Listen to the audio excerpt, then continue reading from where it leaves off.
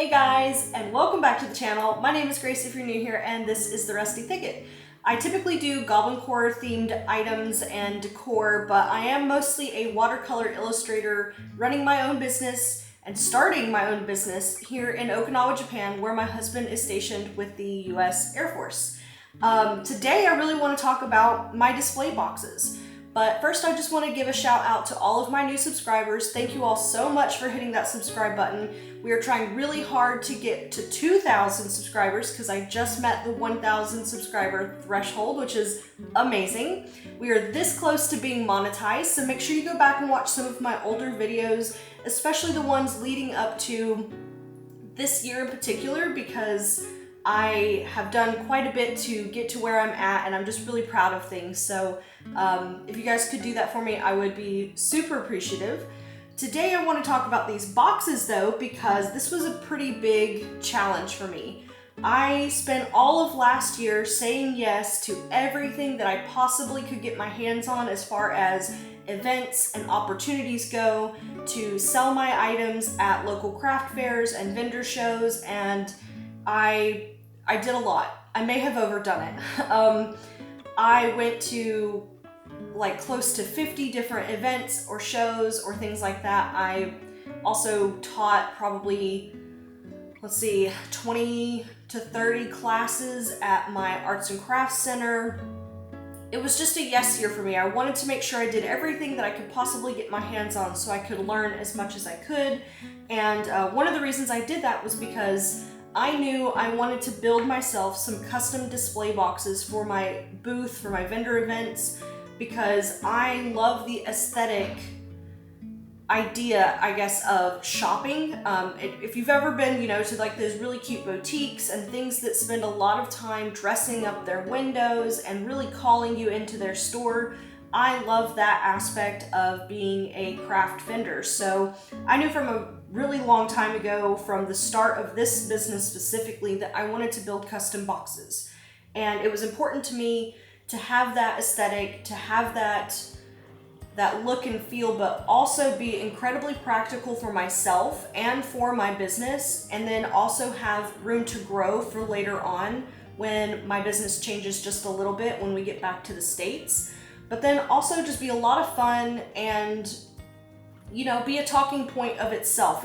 So I just want to walk you through what I did to make this box and why I made this box specifically, because it may not make sense to people who think you can just run out and purchase something, because I did do that, and I bought, maybe 5 to 10 different items to display all of my stuff. And though that worked great, it was a little cumbersome. And especially in the future, when I feel like it won't be so easy to go to all of these events the way that I can here, because I have so much literally right down the road from me. Our community center is great, and they put on all kinds of events for us regularly. But then I also have access within, a couple of miles, multiple other military bases that do the same thing that I am also allowed to show up for. And carting around a wagon full of stuff just it wasn't fun. I live on an upstairs apartment. We don't have an elevator because it's just one flight of stairs. Dragging all this stuff around was honestly exhausting, but also not something I could do totally on my own. My husband always had to help me because it's heavy, or I would be making, 50 trips to go get every little item. Because I don't know if you've done this before or not, but display boxes and carousels and all that kind of stuff, those things are heavy. So another reason that I wanted to build these boxes was, even though that they are not super lightweight, there are only 2 of them, which is much more manageable for me. They are also holding everything that I do. 2 boxes do everything that I do. So I only have 2 pieces of furniture unless I'm adding something in here to divide something up. And on top of that, it's got height, it's got a base. This has holes through it, so the wind is not an issue. I have hooks that stay in place, things don't slop around. It looks neat, it feels intentional, and all around, I'm just really happy with how they turned out. So I wanted to share them. Okay, you guys, so the first thing that you want to do when you start a project is always kind of sketch something out. I had this idea come to me many months ago, and I drew out these little, it's literally just an index card that I folded in half to kind of mimic, you know, how it's going to open and close. So I folded them in half and I drew some little boxes down at the bottom, and I even showed like where the hardware would go and how that would kind of look. I wanted it to be about 3 feet each. I felt like that was very manageable, but then they would also both sit on one 6-foot table perfectly fine. And the way that I have them set up, you'll see in some footage that they are angled so that in the center I can put my payment options and stuff. I also decided 3 feet because I have 2 4-foot tables. When I have to provide the tables here, it's more manageable for me to have 2 4-footers than it is a 6-foot, even if it folds in half. But when I am at like the Shilling Center and doing things on base, they almost always provide a 6-foot table and a couple of chairs for us, which is really nice. And I know when I get to the States, most places, unless you're like in an indoor event, they're not gonna offer tables for you. So I wanted to do something that was both gonna work now and then also for me in the future. I have since thought, what if I had done 4 smaller ones to set up, and I think maybe in the future I might consider making them even smaller. We'll kind of see how it goes. First off, I really want to mention how these cost me about $100 a piece. If you've not shopped for furniture for craft events before, I just want you to know that it's very pricey. Metal carousels, anything that spins, anything that has multiple layers or shelving, it's all very expensive. And of course you can go, you know, build your own stuff or find like the really lightweight cardboard situations, but I want things to really last and I want them to look worn in and goblin core. So I was having a really hard time finding things that I liked, and then at the same time, you know, you might find a white carousel and a black shelf, and I just want things to look really good together. So I was spending a lot of money to make that happen, and I'm really kind of bummed I didn't do this initially, but I didn't know what my needs were. So make sure you know what your needs are. I feel like drawing things out and planning things ahead and knowing the kind of product you're working with are the most important things before you start building displays for yourself. So the next thing you want to do is gather your supplies. For this particular box, and I did make 2 of them. I made 1 initially, and then I went back and bought all the other supplies for the second one when I was happy with this one. I got lucky also because the store here called 𝍊🋼🍊🋼🍊, which is like your Lowe's or your Home Depot, had some pre-cut pieces that were already pretty much the perfect size. So these backing boards, the ones that are the pegboards, this is a 1-inch pegboard, so I knew a lot of like the American style hooks and things were going to fit in them great, and they did, so that worked out really well. So I found this backing board. It's not quite 3 feet, but it was really close, and it's in the metrics measurements because we're in Japan. So all I had to do was find a baseboard that matched that perfectly. I didn't have to have anything cut. Of course you could, especially at a place like Lowe's where I know that they'll cut things on the spot for you there. I'm sure that 𝍊🋼🍰 would, but I just didn't have to bother because these ended up being literally perfect. And then the next thing that I bought was the baseboard. Now this baseboard is, like I said, the exact same size as this is, so I didn't have to have it cut. I did, however, want to make sure that it wasn't too thick, but not so light that it would rock backwards when things hit. So I ended up with about 1/4 of an inch piece of really nice plywood. I also checked both sides of that to see which one was going to stain well, because some of them ended up with more red sides than like, you know, your nice light pine that looked like it was gonna actually stain easily. And then the next few things that I bought were some small pieces of wood like this. Now everything that I bought, I cut with a little handsaw. We have a chop saw, but I'm upstairs in an apartment and I don't have sawhorses to set up and all that kind of stuff. And these are just really small, affordable pieces of wood. I think each one took about 1, 2, 3, maybe 4 of these. And I want to say they were a couple hundred yen a piece, which is like $1 or $2. Not expensive at all. I also bought a square rod. This is to put in various places to keep it from coming forward, because the chains that I have keep it from falling back. This is just a precaution for if the weather starts to get crazy. I ended up not needing this at all at my first event. So make sure you get some skinny pieces of wood. This is what's going to create the inside area here where all of these little boxes are. And then you also need a much wider piece like this one for the top part.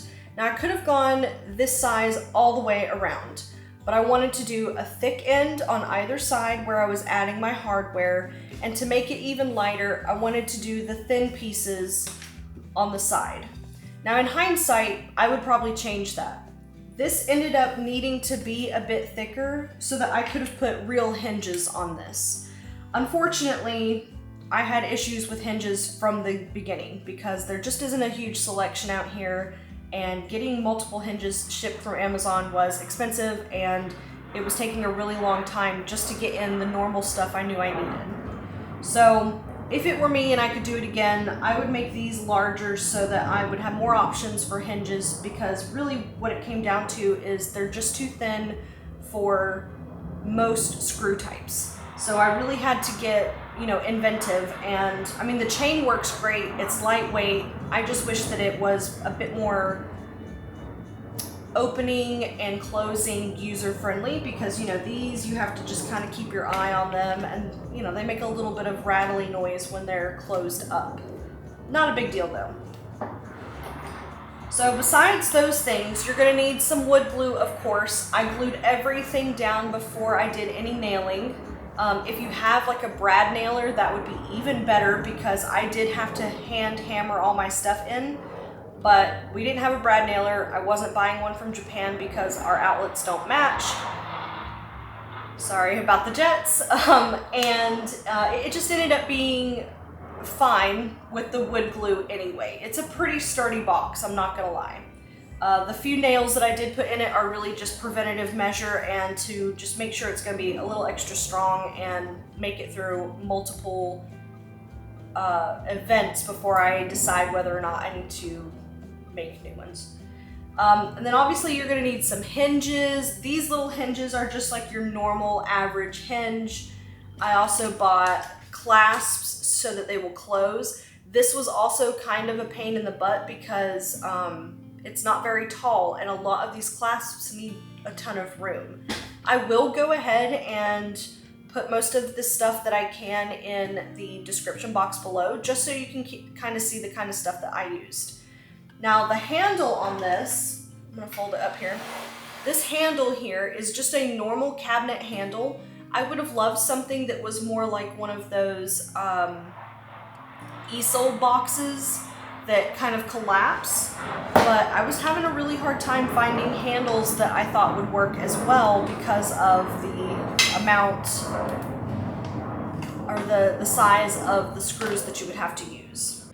Okay, so getting down to more of the fun stuff. After you have built your boxes, and actually let me tell you about that really quick, because the idea behind these was, if you watched my 2024 kind of like lookbook video, which if you haven't yet, you should totally go check and see all the fun stuff we're going to be working on this year.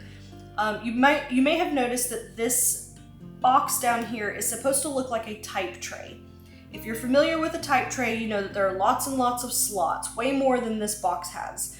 But that was the idea. Initially, what I had wanted to do was find those as a base, build a top on them, just the same way as this one has been set up, but have the base be like a real antique type tray. Unfortunately, I can't get those out here, and they're incredibly expensive, especially to ship. They're very large. I knew it wasn't gonna happen. Maybe one day in the future. Okay, but I just wanted to explain the thought process behind something like this. As you can see, it's been waxed or stained, but really technically it was a wax. This stuff is absolutely incredible. I've never heard of it before we moved here. It's called Old Wood Wax. When you go into 𝍊🋼 and you go into the stain selection area, they usually have everything swatched out and on real wood so you can see how things are going to look. And this one really blew me away because I was looking for that old antique stain color, and this was not just the color but just like the texture that it puts on things. And I'll get a close up here in a second, but I beat this all to heck and back with a bunch of different tools so that I could get this really nice old patina look. It reminds me of the kinds of crates and things you would have maybe seen hanging up in, you know, Cracker Barrel or something like that. Anyway, it's called Old Wood Wax, and it really is like a wax. It's like thick and heavy, and you just put it on like regular stain. Also, it's really low odor, and I did it in the house, and I had no issues. And just opened up a window, and it was fine. And it took maybe less than 24 hours to be totally dry. My one issue was that I did have a lot of it end up building up inside of these, and I had to take, you know, a Q-tip and some toothpicks to kind of clean it out. But I want to explain why I wanted to make little slots of things. So I make lots of small items, like these zines, for instance. I wanted places for things to sit comfortably, that I could display them nicely, have multiples of them, and not have to worry about the wind. With the low profile, the way that they're laying down like this, I did not have to worry about that at all.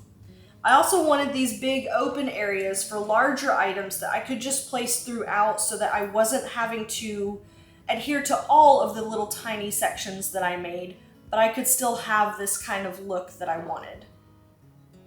Now over here is where I put like my larger paper items so they can lay flat as well. I usually make 5 or 6 of my coloring books at a time, and I just like that I have, you know, a proprietary spot for those and don't have to like hang them up or anything like that.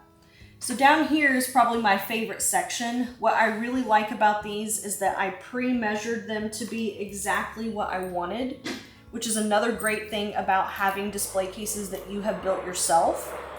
I make 𝍊🋼 confetti, and I probably always will because I really just love their aesthetic. They're fun to put together, and the kids love them. Adults love them, for that matter. So I made a couple little spots here where they could sit in different sized bottles and line up, and it's super cute, and everybody loved the display of them. Before, I would have them sitting upright, and you would always have them blocked by half of what they're sitting in, because if they're just on a regular table, you know, they're gonna roll around all over the place. So making areas like this where, you know, they have specific items that I have in mind, but then I could also always take these out and change things up over time as I feel like I might need to, or if my items change. So that's one of the reasons I wanted lots of little different sized slots, and why the type tray really would have worked in my favor if I could find one. And then I have some more of these like longer versions down here. Let me fix the camera. I made like some long areas too that are also blocked off. They're thinner for different reasons. Like this little tray, these all fit down here really nicely. I do get lucky, and sometimes other things fit that I didn't expect that they would.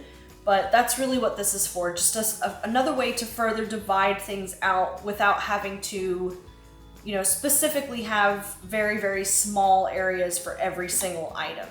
Because, you know, it's a business, things change over time. So now I want to talk about this pegboard.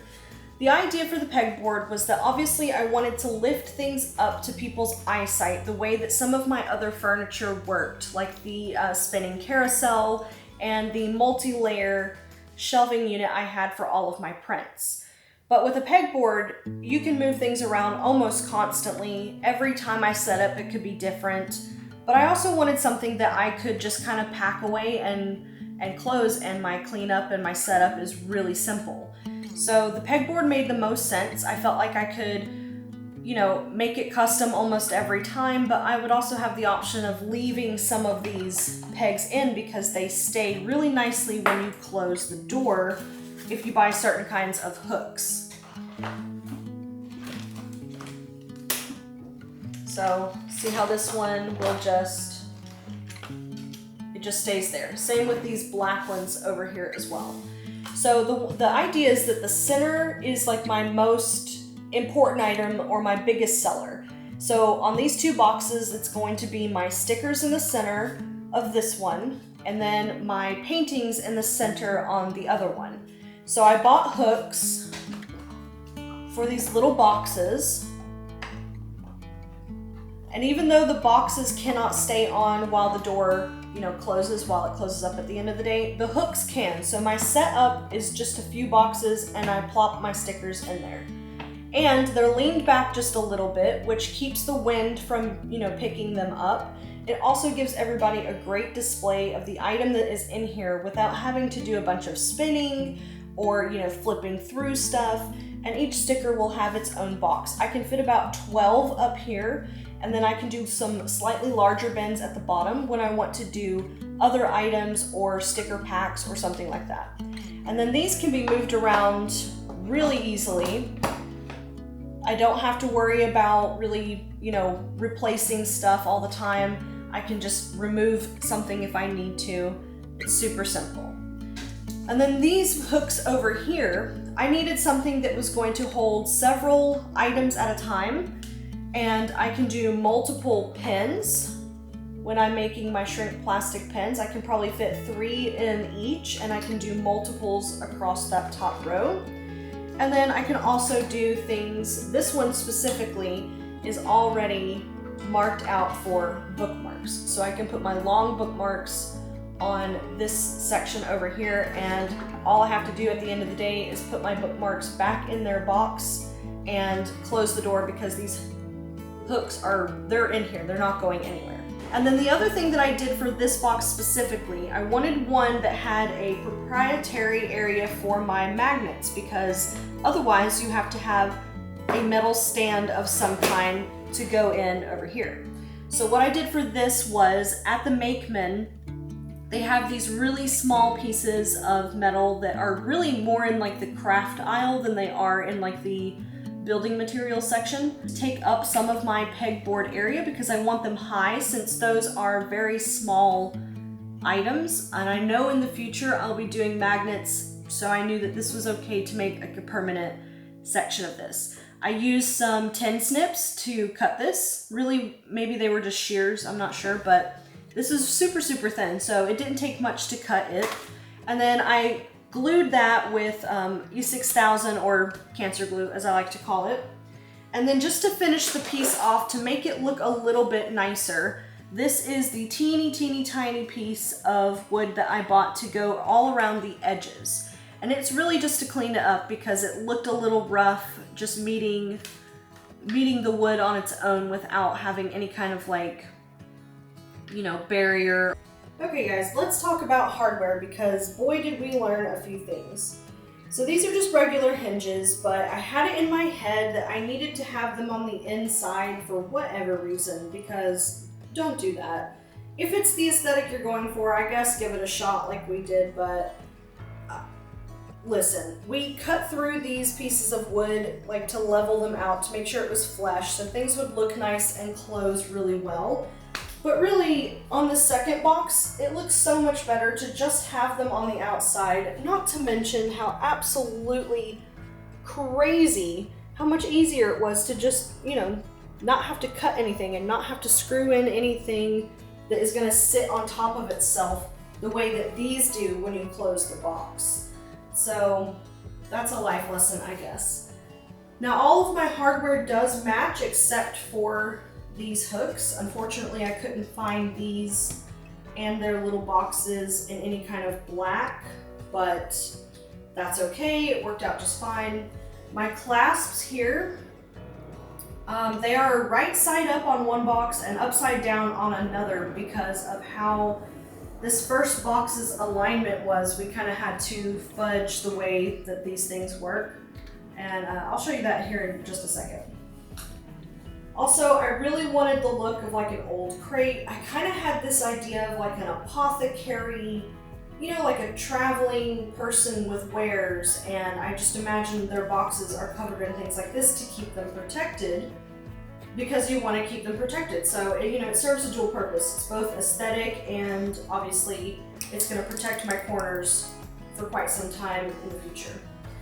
All right, so when we close this, you'll see these are my hinges. I wanted things to set far back enough that it looked like it was being, you know, purposely upright, but also not gonna fall down on top of you, especially if I get a gust of wind. So the best idea that we had was to do chains and some S-hooks. And then these inside of here ended up being little D-rings, which worked out really well. Unfortunately, not black, but you know, it works. Nobody's gonna really care. And I guess technically it matches the magnetic board. But we cut all of these the same length and left a couple of extra lengths just in case we ever want to recline it more. I do also really like the chains because if I wanted to, I could undo those and lay these totally flat, which I don't know if I'll ever need to do that, but at least I have the option, right? So then when you close this, you just kind of have to make sure that those chains aren't doubling up on themselves and getting caught in the door. And then I will show you how we close them. So these are technically supposed to be flipped the other way, but we just use them like this and you close them. And the cool thing is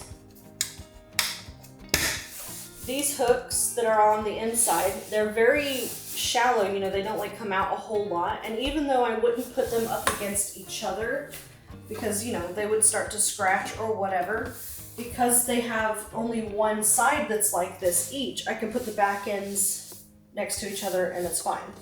So this is the other box. I don't have a ton of table space, so I'm having to kind of move this around my kitchen, but here are the clasps for this one. These are done the right way because we lined this box up much nicer. All right, and this one I'm showing you when I don't have my hooks like already set up. It just kind of folds backwards. So those hinges work fine either way, but look how much nicer it is just to not have them in here.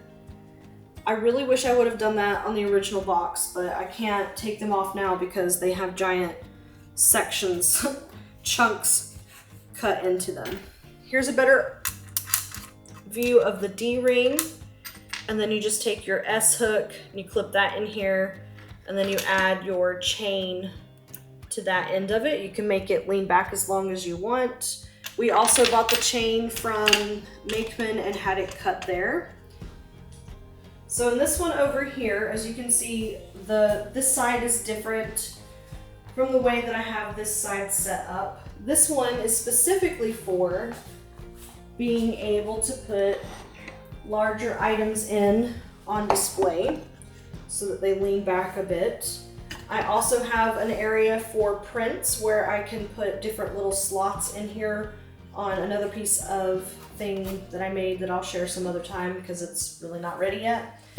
And then, you know, a couple more open areas so I can put larger items and I don't have to worry about whether or not something's going to fit. I just kind of move it around day of, and I still get to curate, which I find exciting and probably my most favorite part about everything. And can you believe all of that came from a little bitty drawing that I did while I was on an airplane heading back to Tennessee last year.